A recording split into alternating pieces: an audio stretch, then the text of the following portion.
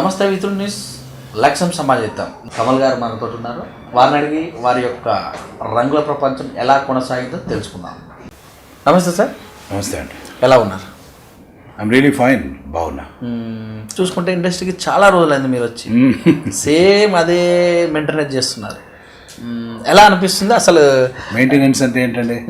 అంటే ఫస్ట్ ఎలా ఉన్నారో ఇన్ని సంవత్సరాల పీరియడ్లో కూడా ఎక్కడ కూడా లావు కానీ బక్క కానీ సన్నబట్టం కానీ వాళ్ళండి కొంచెం లావ్ అయ్యానులేండి. ఏదైనా ఏజ్ కానీ ఈ మెయింటెనెన్స్ అంటే ఒక ఆర్టిస్ట్ కదా మనం. ఇప్పుడు నేను ఆర్టిస్ట్ని. టైం బ్యాడ్ పీరియడ్ కూడా వస్తూ ఉంటుంది. బ్యాడ్ పీరియడ్ వచ్చింది కదా, ఇంకా నా కెరియర్ అయిపోయింది కదా అనుకోండి, డల్ అయిపోయి ఏ యాక్టివిటీ లేకుండా ఉండి మూలన పడిపోతే వేస్ట్. అవకాశం అనేది ఎప్పుడు వస్తుందో ఎలా వస్తుందో తెలియదు. కాబట్టి ఆర్టిస్టులు 16 ఏళ్ళ ఆర్టిస్ట్ అయినా హీరోయిన్ అయినా 70 ఏళ్ళు వచ్చినా ఇంతో అంత మెయింటెనెన్స్లో ఉంటేనే మంచిది. నేను ఇంకా చాలా సినిమాల్లో చాలా అద్భుతమైన పాత్రలు చేయాలనే పాజిటివ్ హోప్తో ముందుకెళ్తున్నా. కాబట్టి ఆ పాజిటివ్ హోపే నన్ను ఈ గ్లామర్గా ఉండడానికి కారణము. ఉన్న దాంట్లో హ్యాపీగా ఉండడము, ఫిట్నెస్ ఇంతో అంతో మెయింటైన్ చేయడము. ఒక పాజిటివ్ హోప్తో ఉన్నవాడు ఎప్పుడు అందంగా గ్లామర్గానే ఉంటాడు. అన్ని విషయాలలో అలా ఉంటారా? డిసప్పాయింట్ అయ్యారా? డిసప్పాయింట్మెంట్స్ అనేవి కామన్, మనుషులం కదా మనం. అవును. డిసప్పాయింట్మెంట్స్ అనేవి లేకుండా ఎలా ఉంటాయి చెప్పండి? ఉంటాయి. కానీ దాన్ని హౌ డు యూ ఓవర్కమ్ అనేది ఇంపార్టెంట్. What is important?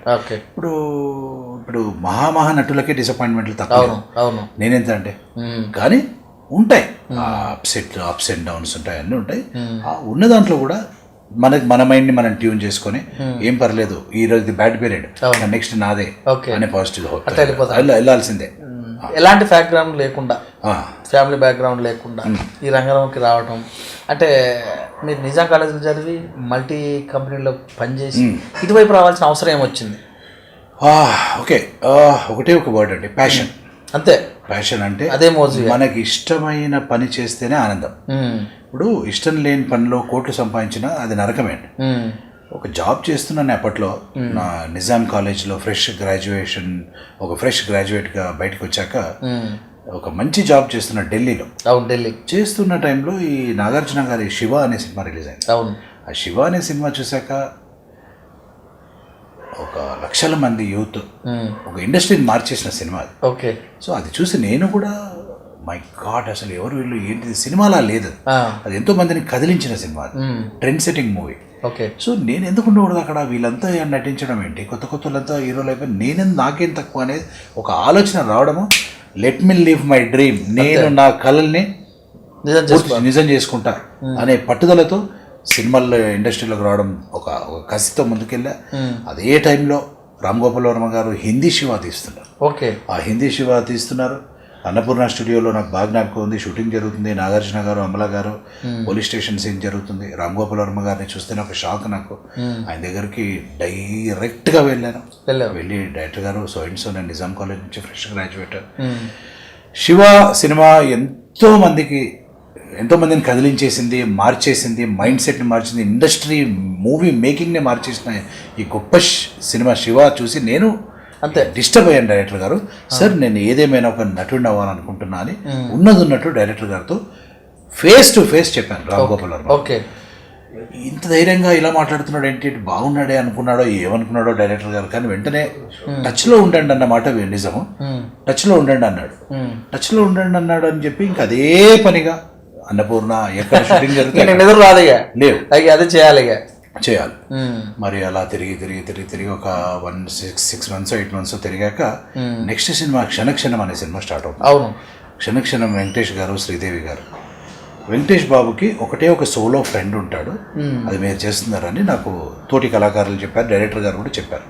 అదే మీరు బాగా గడ్డం పెంచండి, ఒక పని చేయండి, మీరు గడ్డం పెంచండి అన్నారు డైరెక్టర్. సార్ ఓకే సార్ అని చెప్పి గడ్డము ఇంచుమించు ఒక 4 months అయింది, అట్లాగే పెరిగిపోతుంది, కాల్ రావట్లేదు. తర్వాత ఓ రోజు కాల్ వచ్చింది, వెళ్ళాను. వెంకటేష్ బాబుతో సోలో ఫ్రెండ్గా చాలా మంచి పేరు వచ్చింది. అది ఎంత పెద్ద హిట్ సినిమానో మనందరికి తెలుసు, క్షణక్షణం. సో అలా క్షణక్షణం అనేది ఆ సుల్తాన్ బజార్లో వెంకటేష్ బాబు ఇన్స్పెక్టర్గా, నేను దొంగగా. యాక్చువల్లీ మేము ఇద్దరం దొంగలమే, కానీ ఆ ఇన్స్పెక్టర్గా పబ్లిక్ ముందు నటించి మేము డబ్బులు కొట్టేసి ఆ డబ్బులు పంచుకొని జల్సా చేస్తూ పబ్లలో బార్లలో తాగి తినే బ్యాచ్ మాది వెంకటేష్ బాబుని.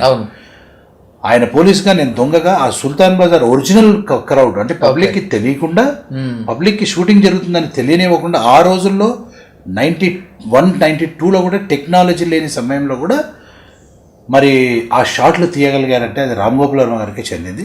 ఆ సినిమా అలా చేస్తున్నానో లేదో ఒక హీరో కోసం వెతుకుతున్నారండి అక్కడ.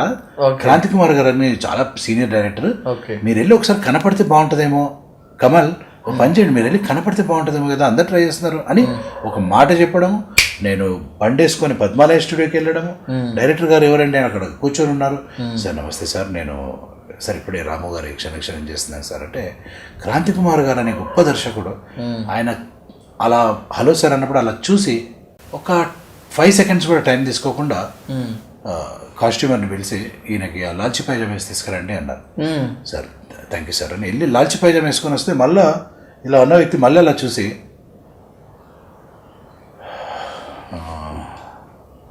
ఓకే ఓకే అన్నారు. ఓకే అంటే థ్యాంక్ యూ సార్ అని వెళ్ళిపోయాను. ఓకే అంటే దేనికి ఓకే తెలియదు. అక్కడ ఎవరో ఒక అమ్మాయి, ఒక అందమైన అమ్మాయి కూర్చొని, అమ్మాయి ఎవరు అని కనుక్కుంటే హీరోయిన్ మీనా అని చెప్పారు. మీనా గారు హీరోయిన్, నేను హీరో, మీరు హీరో సార్ అని అప్పటికప్పుడే అనౌన్స్ చేశారు పద్మాలయ స్టూడియోలో. నేను ఇంకెలా ఉంటుందండి అంతే.